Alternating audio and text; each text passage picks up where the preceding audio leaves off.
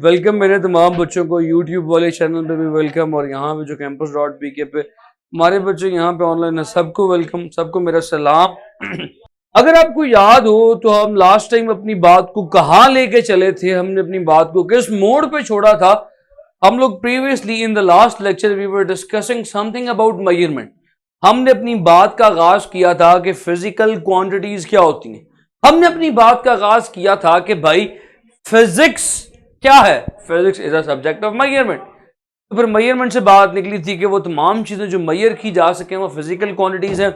Physical quantities कितनी किस्मों की हैं? फिजिकल क्वांटिटीज 3 किस्मों की हैं, base, derive, supplementary.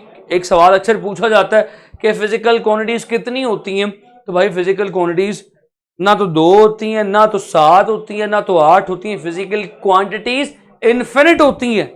Physical quantities की किस्में 3 है, base, derive, supplementary. Base 7, derive infinite, supplementary 2। फिर सप्लीमेंट्री पे बात, ड्राइव पे हमने बात की डिटेल में। ड्राइव क्वांटिटीज कौन सी हैं? वो क्वांटिटीज जो कि बेस से निकाली जाए, बेस को मिला के नई क्वांटिटीज बनाई जाए, वो ड्राइव क्वांटिटीज हैं। बेस जो इंडिपेंडेंट हो। मुझे अपने बच्चों के कमेंट्स नजर आने शुरू हो गए, सीधा कीजिएगा जरा। ओके, जरा माउस दे दीजिएगा। कुछ बच्चों के comments I can see them. Okay, Aniya है वालेकुम अस्सलाम, आमना है वालेकुम अस्सलाम, नूर है वालेकुम अस्सलाम, फराज है वालेकुम अस्सलाम, कासिम वालेकुम अस्सलाम, सबको इज्तिमाई तौर पर सलाम। ले जी, बात को अब आगे लेके चलूंगा। प्रीवियसली मैंने अपनी बात रेडियन तक मुकम्मल कर ली थी। Chapter number 1 measurement, we are talking about steradian. So steradian किसका एंगल है जी? Steradian is a solid angle, has a solid angle. Arisha बेटी वालेकुम अस्सलाम, शवाना वालेकुम अस्सलाम। ये एक सॉलिड एंगल है। सॉलिड एंगल बोले तो ये एक 3 डायमेंशनल एंगल है, 3D एंगल है। सो 3D पे लिख देते हैं, it is a 3D angle like this.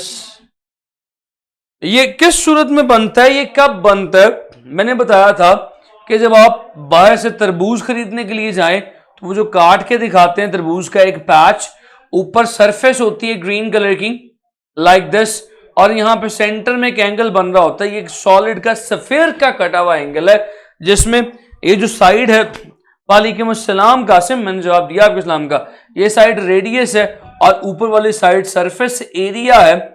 ये ऊपर एक सरफेस एरिया ग्रीन कलर का होता है, सरफेस एरिया है। सो भाईजान ये एंगल उस वक्त स्टीरेडियन होगा, इसकी कंडीशन लिख लीजिए अपने पास, इसकी कंडीशन लिख लीजिए। एंगल उस वक्त स्टीरेडियन होगा जब the square of radius becomes equal to the surface area.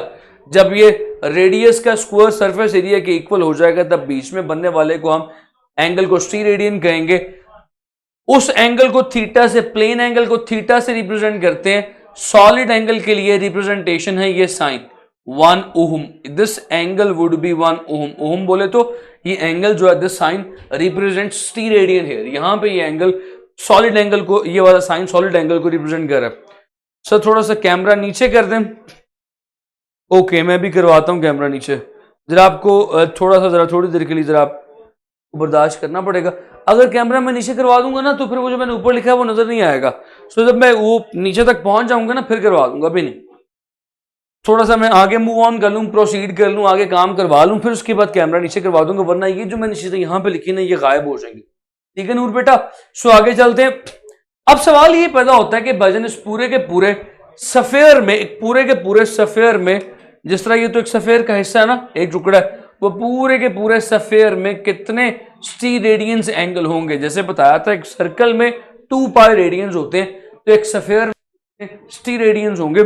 आपने याद है सर्कल के लिए एक फॉर्मूला पढ़ा था, L arc length, circumference L is equals to R theta. अब आप यहां पे इसके लिए फॉर्मूला पढ़ेंगे, वो वाला प्लेन एंगल के लिए फॉर्मूला था, याद होगा। अब सॉलिड एंगल के लिए एक फॉर्मूला मैं आपको बता देता हूं, surface area surface area that is equals to the solid angle into are square. बिल्कुल वैसा ही फॉर्मूला, बिल्कुल। जी नुमान, यस नुमान बोलिए, आई एम लिसनिंग। सो उसके लिए फॉर्मूला था L is equal to R theta. यहां पे फॉर्मूला होगा पूरे स्फीयर का surface area is equal to angle into are square. अब पूरे स्फीयर के लिए, फॉर अ कंप्लीट स्फीयर, एक पूरे स्फीयर में सरफेस एरिया कितना होता है? For a complete sphere the surface area S A, surface area की वैल्यू होती है 4 पाई आर स्क्वायर। तो आपको एक पूरे स्फीयर का एंगल चाहिए, सरफेस एरिया की जगह ये वैल्यू पुट कर दीजिए, वैल्यू आ जाएगी 4 pi r square is equal to angle into are square. R square को आर स्क्वायर से काट दीजिए, तो पूरे स्फीयर में वन कंप्लीट स्फीयर कंटेन्स, मेरा डस्टर बहुत दूर पड़ा आज,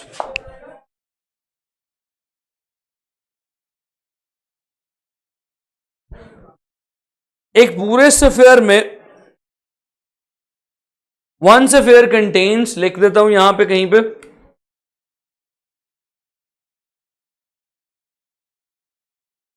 one sphere contain how many steradians? One sphere contains 4 pi steradians. जैसे कि वहां पे 2 पाई रेडियंस थे, इसी तरह यहां पे 4 पाई स्टीरेडियंस है। ठीक है जी बच्चों, सो मेरा ख्याल है यहां तक बातें बड़ी सिंपल चल रही हैं। एमसीक्यूज के पॉइंट्स आगे सारे के सारे इकट्ठे हो गए। How many steradians in one sphere? 4 pi. Short question plus MCQ. बाज वक्त सवाल आ जाता है इस तरह से, सवाल लिख देता हूं, show that one complete sphere contain 4 pi स्टीरेडियंस। तो शो कैसे करोगे, साबित कैसे करोगे मेरा पुत्र? आप यहां से शुरू होंगे, डायग्राम बना के यहां से शुरू होंगे, वहां तक लेके जाएंगे, आपका साबित खुद ब खुद हो जाएगा। ठीक है जी, यहां तक किसी का कोई सवाल है तो पूछिए फटाफट से। सर सॉलिड एंगल होता क्या है, काइंड एक्सप्लेन कर दें। है बड़ी ही खूबसूरत बात की बेटी आपने। चलें, अल्लाह पाक मेरी मदद फरमाए, मैं समझाता हूँ, समझाने की कोशिश करता हूँ। मेरे पास कुछ चीज़ें हैं इस वक्त। चलिए मैं पहले प्लेन एंगल को समझाता हूँ। प्लेन एंगल इज सिंपल दो लाइंस के दरमियान बनने वाला एंगल। ठीक है ना, सॉलिड एंगल को समझाता हूँ। चलिए हेलमेट दिखाइएगा जरा। लो जी बच्चों, सपोज कर लीजिए कि दिस इज अ सफेयर, एक सफेयर है मेरे पास, एक हेलमेट पड़ा हुआ था यहाँ पे ऑफिस में, मैंने वो पकड़ लिया। सपोज कर लीजिए कि इसकी ऊपर वाली सरफेस से मैं नीचे काट के अंदर जाने लगा हूं। अब सरफेस काट के मैं नीचे अंदर की तरफ लेके जा रहा हूं, यहां से अंदर की तरफ जा रहा हूं। इमेजिन करें आप इसके अंदर देख रहे हैं, आपको ऊपर सरफेस नजर आएगी और नीचे वो तरबूज की तरह ऐसे करके, ऐसे दो चीजें, दो सरफेसेस नीचे अंदर की तरफ कटी नजर आएंगी और बीच में बनता हुआ एंगल नजर आएगा, like this. Can you imagine that? ऊपर वो सरफेस नजर आएगी और नीचे की तरफ बनता हुआ एंगल नजर आएगा। वो जो सरफेस के अंदर बना हुआ एंगल होगा, दैट इज सॉलिड एंगल। ये एक सफेयर में बना हुआ एंगल है, सर्कल में बना हुआ एंगल नहीं है, दैट इज सॉलिड एंगल। वो जो सिर्फ प्लेन एंगल था, जो एक सिंपल सर्कल में बना था, वो दो लाइंस के दरमियान एंगल था। ये दो सरफेसेस के दरमियान एंगल है और ऊपर भी एक सरफेस है, जैसे कि इसके ऊपर सरफेस ये वाली है, लाइक दिस। पॉइंट समझे हो? मैं कोशिश करूंगा कल आप लोगों को एनिमेशन दिखाऊं। ठीक है, यहां पे एनिमेशन दिखाऊं, एनिमेशन बनवा के कल कोशिश करूंगा कि एनिमेशन दिखाऊं। यस, कोन, एग्जैक्टली, शाबाश Ayesha, very good example. The cone, the something like that cone, बिल्कुल ऐसे, जबरदस्त, बड़ी प्यारी एग्जांपल दी। आगे चलूं जी। द नेक्स्ट थिंग इज, हाँ जी, सॉलिड एंगल इज 3 डायमेंशनल। ये देखो हाजा लिखा हुआ है। ठीक है, आगे चलूं। कौन सॉलिड होती है ना, 3 डायमेंशनल है, अंदर से सॉलिड है। सॉलिड एंगल का कॉन्सेप्ट मैं फिर से क्लियर कर देता हूं। आप पहले मुझे बताएं, हमको सर्कल का कॉन्सेप्ट क्लियर है? सर्कल में ये दो रेडियसेस हैं, इन रेडियसेस के ऊपर ये आर्क बन रही है, पूरा सर्कल है ना, ये आर्क बन रही है, और ये जो साइड पे एंगल बनेगा थीटा, ये एक आर्म प्लेन एंगल है, सर्कल का एंगल है, राइट। सॉलिड एंगल किस तरह से, मैंने मेरे पास इस वक्त हेलमेट मौजूद था यहाँ पे, किसी शरीफ आदमी का पड़ा हुआ, उसी हेलमेट की मदद से मैंने समझाने की कोशिश की थी, मैं फिर से पकड़ता हूँ। सपोज करें इस सरफेस को अगर मैं यहां से काटना शुरू करूं, इन दो पॉइंट्स से काटना शुरू करूं, और ये पॉइंट्स अंदर जाते एक जगह पे पॉइंट्स मिल जाएं। अब मान लीजिए कि ये जो ऊपर की सरफेस आप देख रही हैं, ये सरफेस सफेयर की ऊपर वाली सरफेस जो है वो इस तरह से है, ये सरफेस आप इसके ऊपर की हेलमेट की देख रही हैं। मैंने इन दो पॉइंट से काटना शुरू किया, ये पॉइंट जहां पे जाके मिले, ये जो एंगल बीच में बन रहा होगा लाइक अ कोन, कॉर्नेटो में जिस तरह होता है, वो जो बॉटम पे जो एंगल बन रहा होता है, जहां से आप कोन पकड़ते हैं, वो जो बॉटम पे एंगल बन रहा होता है, वो 3 डायमेंशनल एंगल है, वो 3D एंगल है, वो सॉलिड में बनने वाला एंगल है। ये तो एक सर्कल का एंगल है ना, जो हम सर्कल में बनाते हैं आम सा, जबकि जिसके ऊपर सरफेस हो, सॉलिड में से काटा गया एक angle, that is called as solid angle. ठीक है जी सर। डायमेंशन किसे कहते हैं? डायमेंशन बोले तो साइड। ये व्हाइट बोर्ड की कितनी साइड्स तुम देख सकते हो? ऐसे ना, व्हाइट बोर्ड चौरस है, ये रेक्टेंगल है, इसकी 2 साइड्स तुम देख सकते हो, लेंथ और विड्थ। ये 2 डायमेंशनल है। अगर बच्चे कहें हम इसकी 4 साइड्स देख सकते हो, अल्लाह के बंदे, वो सामने वाली लेंथ ही है, सेम ही है, ये विड्थ ही है। सो इसकी 2 डायमेंशंस तुम देख सकते हो, जबकि मैं तुम्हारे सामने खड़ा हूं, ये व्हाइट बोर्ड ये डस्टर तुम्हारे सामने, इसकी कितनी साइड्स हैं भाई? इसके देखो कितनी साइड्स हैं, हाज अ लेंथ उन, हाज अ विड्थ, और ये height. It is a 3 dimensional, ये सॉलिड ऑब्जेक्ट है।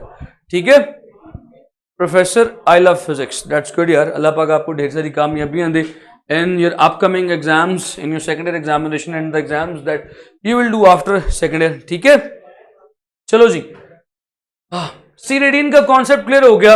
अब अगला कॉन्सेप्ट जो है that is of scientific notation. अगर मैं गलत नहीं हूं तो किताब में यही आपकी, हाँ जी, आपकी किताब में जो अगला कॉन्सेप्ट है, जो हमारे फेडरल वाले हैं, साइंटिफिक नोटेशन। तो भाई फिर आ जाओ मैदान में, साइंटिफिक नोटेशन पढ़ लेते हैं। 10 मिनट है मेरे पास।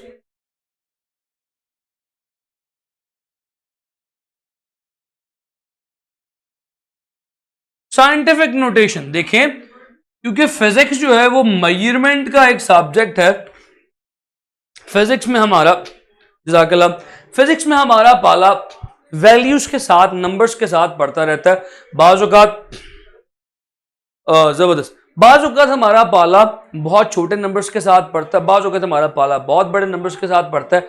एग्जाम्पल देते हैं, हम कॉमन लाइफ में जब हम फिजिक्स की बात नहीं करते तो हमारा पाला मिडल एवरेज नंबर्स के साथ पढ़ता है। मिसाल के तौर पे आपका वजन कितना है, लेट्स से आपका वेट है 80 kilograms, average marks, average number है।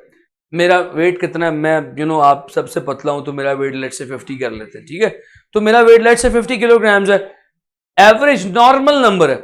मगर अब मैं आपसे आपका वेट ना पूछूं, अपना वेट ना पूछूं, पूछ लूं बताओ भाई जो आपके कान के पास जो मच्छर कर रहा होता है, उस मच्छर का वेट कितना है, उस मच्छर का मास कितना है, तब आप कहेंगे उस मच्छर का मास है 0.00000001 किलोग्राम्स। तो कितना पैड़ा लगता है लिखना भी और बोलना भी। कि अगर आप सर जी ड्राइव्ड यूनिट्स का अलग टॉपिक है, वो अलग टॉपिक मैंने नहीं करवाया, वो टॉपिक मैंने ड्राइव्ड क्वांटिटीज के साथ ही बता दिया था। चलें पहले ये पॉइंट को यहां पे छोड़ता हूं। सैयद सफ़ी का पॉइंट मैं क्लियर कर दूं। देखो सफ़ी, मैंने अभी ड्राइव्ड यूनिट्स इसलिए नहीं पढ़ाए क्योंकि अगर मैं सिंपल ड्राइव्ड यूनिट्स पढ़ाने शुरू कर दूंगा ना तो मजा नहीं आएगा। मैं आपको पढ़ाने शुरू कर दूं ड्राइव्ड यूनिट्स, फोर्स के न्यूटन होते हैं, फोर्स तो मैंने आपको पढ़ाई कोई नहीं, तो फोर्स के यूनिट मैं आपको पढ़ाऊं, आपको समझ कहां से आएंगे। मैं आपको पढ़ाने शुरू कर दूं न्यूटन के यूनिट्स, न्यूटन कह रहा हूं, मोमेंटम के यूनिट्स मैं आपको पढ़ाने शुरू कर दूं, जाउल सेकंड के उसके यूनिट हैं। तो ड्राइव्ड यूनिट्स मैं आपको साथ साथ जब क्वांटिटीज पढ़ाऊंगा, उन क्वांटिटीज के यूनिट्स और डायमेंशन साथ साथ बढ़ाता जाऊंगा। ड्राइव्ड क्वांटिटीज मैंने आपको सिंपल सीधा सी अभी बता दी। ड्राइव्ड क्वांटिटीज होती क्या है कि ऐसी क्वांटिटीज जो दो क्वांटिटीज को मिला के बनाई जाए वो ड्राइव्ड है। इसलिए सेपरेट ड्राइव्ड यूनिट्स नहीं पढ़ा रहा, क्योंकि उन यूनिट्स को पढ़ाने के लिए इन क्वांटिटीज को पढ़ाना पड़ेगा। अगर ऐसे यूनिट्स बता दूंगा तो मजा नहीं आएगा मुझे ना आपको। ठीक है जी। हाँ, अब ये जो मच्छर भाई हैं, इनका वजन जो है 0.00000001 kilograms, this is little bit difficult to write and it is not, it is awful, difficult नहीं ऑफुल, अजीब सा लगता है इतना सा लंबा सा नंबर लिखना। और अगर मैं आपसे पूछ लूं जनाब आपकी वो बड़ी वाली फुफ्फो जो है, वो जो मोटी वाली है, उनका मास कितना, और आप कहना शुरू कर दें उनका मास है सर जी इतने किलोग्राम्स, ये भी लिखना बड़ा ऑफुल लगता है। तो अगर आपकी फुफ्फो अच्छी है तो फिर फुफ्फो की बात नहीं करते, फिर हम मास ऑफ अर्थ कर लेते हैं, आपको फुफ्फो में बुरा ना बना जाए। सो उसका मास, अर्थ का मास 24 जीरोस लगते हैं, इतना मुश्किल है लिखना फिजिक्स में। तो ऐसे वेट क्यों नहीं, weight is a derived quantity, weight mass की बात का हम असल में सर अहमद नजीर किधर है, मुझे क्या पता किधर है, मैं तो यहाँ पे लेक्चर पढ़ा रहा हूँ मरियम पुत्र। तो मैं बात ही कर रहा था कि फिजिक्स में हमारा पाला ऐसे मुख्तलिफ नंबर से पड़ता है, कुछ बहुत छोटे नंबर है 0.000 समथिंग, और कुछ बहुत बड़े नंबर है, उनमें डेसिमल से पहले बहुत सारे नंबर, बहुत सारे जीरोस आ जाया करते हैं। तो हम फिजिक्स में इन नंबर्स को लिखने क्या करते हैं, फिजिक्स में साइंटिफिक नोटेशन के बाद चलें आपका सवाल को भी क्लियर कर दूंगा, लेकिन पहले ये पॉइंट सुन लें। सो यार ये देखिएगा, वैसे इस लेवल पे बच्चों को मास और वेट का फर्क पता होना चाहिए, लेकिन पहले ये देखिएगा फिजिक्स में इसका एक स्टैंडर्ड तरीका है उसको साइंटिफिक नोटेशन में लिखने का, वो ये है decimal should always be after a first non zero number. So भाई इसमें पहला नॉन जीरो 1 है, डेसिमल को इसके बाद इसकी राइट साइड पर शिफ्ट करना है। तो डेसिमल को आप कहां पर शिफ्ट कर रहे हैं, decimal is being shifted towards right side. So भाईजान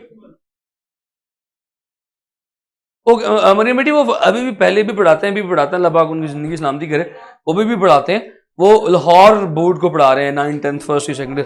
अच्छा मैं बता ये रहा था कि आप क्योंकि डेसिमल को राइट साइड पे शिफ्ट कर रहे हैं, सो राइट साइड बोले तो नेगेटिव, जब भी डेसिमल को राइट साइड पे शिफ्ट करोगे पावर नेगेटिव होगी। कितने डिजिट शिफ्ट कर रहे हो, 1 2 3 4 5 6 7 और दिस वन 8, ये बन जाएगा 1.0 into 10 raised to power -8 kilograms।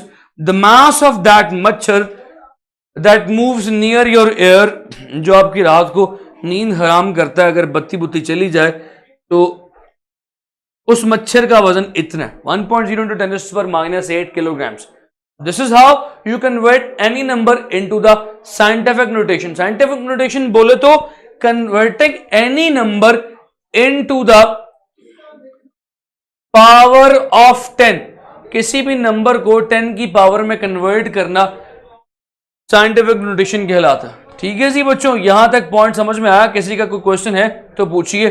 अगर ये नंबर लिखा होता है इस तरह से 6 4 0 0 0 0 0 0 0 0 0 0, बस थक गया मैं, इतने काफी है। अब आप इसको कैसे करते, इसका डेसिमल नहीं है, जिसका डेसिमल नहीं होता उसका आखिर में होता है, फर्स्ट नॉन जीरो के बाद लेके जाना है, तो इसको फिर आप लेके जाते लेफ्ट साइड पे। सो लेफ्ट बोले तो पॉजिटिव, पॉजिटिव पावर, ये डेसिमल यहां से उठता, कितनी छलांगे लगाता, 1 2 3 4 5 6 7 8 9 10 11, यहां पे आता 11 छलांगे लगा के, तो 6.4 into 10 raised to power 11 kilograms है, तो जनाब ये किलोग्राम्स बन जाता। राइट, गॉट इट बच्चों? यहां तक किसी का कोई सवाल है? We did this in 9th class. Exactly जी ऐसे ही है, 9th का ही कॉन्सेप्ट है, ये ऐसे ही है, शाबाशी, 9th का ही कॉन्सेप्ट है। बल्कि अगर ओ लेवल्स या ऑक्सफोर्ड पढ़ते आ रहे हैं तो एवन ही उससे भी छोटी क्लासेस में पढ़ाया जाता है हमारा अलमिया। ठीक है जी, आगे चलें इससे, scientific notation you know that. अच्छा जी देखें, हमारे बच्चों ने सवाल किया कि sir what is the difference between mass and weight. नहीं जी, सारे बच्चे सवाल के लिए साथ हैं, मेरे पास हैं, इस सवाल का जवाब दूं, बस इस सवाल का जवाब देके मैं अपनी बात को आज खत्म करूंगा। आज के लिए मेरी डिस्कशन इतनी ही, मेरे साथ हैं तो बताएं, बात शुरू करूं। मास किसे कहते हैं और वेट किसे कहते हैं? अगर आपसे कोई पूछे कि इस मार्कर का वेट ज्यादा है या मेरा वेट ज्यादा है, तो आप सारे ही कहेंगे कि सर आपका वेट ज्यादा है।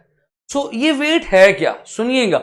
वेट कहते हैं, सिंपली सफी आपको डेडिकेट कर रहा हूं, वेट कहते हैं force of attraction on earth, of earth on object. मिसाल के तौर पे ये एक ऑब्जेक्ट जो है अर्थ की सरफेस के ऊपर पड़ा हुआ है, ये अर्थ की सरफेस है, अर्थ की सरफेस इसे किस फोर्स के साथ अपने सेंटर की तरफ खींच रही है, that force is called as its weight, और वेट का फॉर्मूला mg है, ठीक है। यानी कि अर्थ की लगने वाली ग्रेविटी को, अर्थ की लगने वाली ग्रेविटी को वेट कहते हैं। पॉइंट समझ में आया? अर्थ कितनी ग्रेविटी लगा रही है एक ऑब्जेक्ट पे, that is its weight. But mass क्या चीज है? Mass is the amount of substance. आपकी किताब में अमाउंट ऑफ सब्सटेंस के यूनिट तो लिखे हुए हैं मोल, और मास के यूनिट लिखे हुए हैं किलोग्राम्स। तो याद रखो अमाउंट ऑफ सब्सटेंस के यूनिट भी किलोग्राम हो सकते हैं। अमाउंट ऑफ सब्सटेंस के दो यूनिट हैं, किलोग्राम भी मोल भी। मास का मतलब अमाउंट ऑफ सब्सटेंस ही है। एग्जांपल देता हूं कैसे। ये जो व्हाइट बोर्ड है ना, ये लकड़ी का बना हुआ है, और ये जो डस्टर मेरे पास इस वक्त हाथ में है, ये भी लकड़ी का बना हुआ है। मैंने कोई कमेंट्स तो नहीं मिस कर दिए? और ये जो डस्टर मेरे हाथ में है, that is also made up of would. अगर आपसे कोई पूछे कि यार इस व्हाइट बोर्ड को बनाने में लकड़ी ज्यादा खर्च हुई है या इस डस्टर को बनाने में लकड़ी ज्यादा खर्च हुई है, तो आपका जवाब क्या होगा कि ऑब्वियसली इस व्हाइट बोर्ड को बनाने में लकड़ी ज्यादा खर्च हुई है, यानी इस व्हाइट बोर्ड का मास ज्यादा, amount of material, amount of substance that is used to make this white board is greater than the amount of substance that is used to make this duster. Got it? Point समझ में आया? तो फिर आगे चल रहा हूं आज एक कदम और। देखो भाई, उसके बाद जो टॉपिक था प्रीफिक्स, यस प्रीफिक्स करवाने लगा हूं बस। प्रीफिक्स क्या होते हैं? प्रीफिक्स का नाम ही असल में इसकी पहचान है। प्री बोले तो पहले, स्टार्ट, शुरू। जैसे प्री फर्स्ट ईयर होती है, प्री पेड सेम होती है। प्री का मतलब होता है शुरू, स्टार्ट। प्रीफिक्स बोले तो जो चीज कहीं लगाई जाए, टू एडजस्ट। प्रीफिक्सेस ऐसी क्वांटिटीज, ऐसी पावर ऑफ टेंस है। Prefixes are the power of ten जो किसी भी क्वांटिटी में उनसे पहले लगाई जाती है। मिसाल के तौर पे आपके पास शाबाश, सही हो गया, शाबाश, हमारी याददाश्त वापस आ गई। आपके पास लेट्स से चीनी की क्वांटिटी मौजूद है, शुगर की क्वांटिटी मौजूद है 1000 ग्राम्स। नाउ अब आप इस 1000 को क्या ये लिख सकते हैं? ये it can be written as 1 × 10⁻³ grams. तो जो 10⁻³ है, ये इस क्वांटिटी से पहले फिक्स किया। क्वांटिटी क्या है? ग्राम। क्वांटिटी से पहले लगाया जा रहा है। सो 10⁻³ का जो प्रीफिक्स है वो 1 किलोग्राम है। Kilo is a prefix. Kilo बोले तो के, दैट इज 10⁻³ क्योंकि ये एक क्वांटिटी से पहले लगाया गया, that's what is called as prefix. किसी भी क्वांटिटी को, sir are you in Lahore now? I am always in Lahore, I have never left Lahore. Sir you did not explain scientific notation. Scientific notation करवा दो दिया यार, वो 10 की पावर में कन्वर्ट करना, वही तो करवाया था पहले। पॉजिटिव का भी करवा दिया था, नेगेटिव का भी करवा दिया था। फराज क्या करते हो यार? फराज फराज, शायर फराज, देखिएगा वीडियो को थोड़ा सा पीछे करके, मैंने वो करवाया था, मे बी नेट की वजह से आपकी मिस हो गई हो या अड़ गई हो, रुक गई हो, कहीं पर स्टक हो गई हो। साइंटिफिक नोटेशन बच्चों आपको मिला ना? सबको मिला कि नहीं मिला? साइंटिफिक नोटेशन आप लोगों ने देखा कि नहीं देखा? बताइएगा जरा, फिर आगे चलूंगा। बेटी पॉजिटिव पावर ऑफ 10 भी मल्टीपल्स ही होते हैं और नेगेटिव पावर ऑफ 10 भी मल्टीपल्स ही होते हैं। यानी उसको आप यूं लिख सकते हैं 10⁻⁻6 किलोग्राम्स। सो ये भी मल्टीपल ही है। ये मल्टीपल कौन सा? ये माइक्रो का मल्टीपल है 10⁻⁻6। सो पॉजिटिव और नेगेटिव दोनों मल्टीपल होते हैं। Here the book you can see this table, yes, can you see this table? Yes, you can see this table, this one prefixes का टेबल है। इस टेबल में अक्सर सवाल इस तरह से पूछा जाता है। मैं आपको एक सवाल की एग्जांपल करवाता हूं। सवाल पूछा जाता है ratio of mega to micro, या ये सवाल पूछा जाता है, या ये सवाल रेशियो की बजाय पूछा जाता है relation of mega to giga. अच्छा, अगर ये सवाल रेशियो का हो या रिलेशन का हो, सेम चीज है। शवाना कहती हैं जी यस वी कैन सी तबीयत ठीक नहीं है। शवाना कहती है negative power of 10 are called sub. हाँ, सब मल्टीपल्स ठीक है, मल्टीपल्स जो है ना पुत्र, क्या हो गया है, हद होगी शवाना। ठीक है, आप सही कह रही हैं, ऐसे ही है, दैट्स गुड, सही कह रही हैं। मैं इतनी ज्यादा ब्रीक डिटेल में नहीं गया, आप सही कह रही हैं, good good, you are absolutely right. Ratio कैसे कैलकुलेट करेंगे? मेगा 10⁻6 10⁻⁻6, तो ये 10⁻12 रेशियो निकल आएगी। आपको इनकी वैल्यूज याद होनी चाहिए, डेसी की, डेका की, सेंटी की, मिली की, फेम्टो, एटो, गीगा, टेरा, ये तमाम चीजें रेशियोज आपको याद होनी चाहिए। इनकी रेशियोज या रिलेशंस बाद में अक्सर पूछे जाते हैं। ठीक है जी, इंशाल्लाह कल से मैं आपको कन्वेंशन ऑफ यूनिट्स करवाऊंगा। आज के लिए इतना ही काफी है। आज की किस्त यहां पे खत्म करते हैं। होप्स हो कि आपने कुछ सीखा होगा। अगर कुछ सीखा होगा तो रिव्यू कीजिएगा। रिव्यू में मैंने पिछली बार भी कहा था और अभी भी कहूंगा कि always review with comment. Yes, what you like, what you don't like, what you need, what you want to make it better. क्या बेहतर करना है, क्या बेहतर नहीं करना, क्या चीज़ वैसी चलती रहे। तो every time, everywhere, whenever you review with the comment. ठीक है जी, थैंक यू सो मच, अल्लाह हाफिज।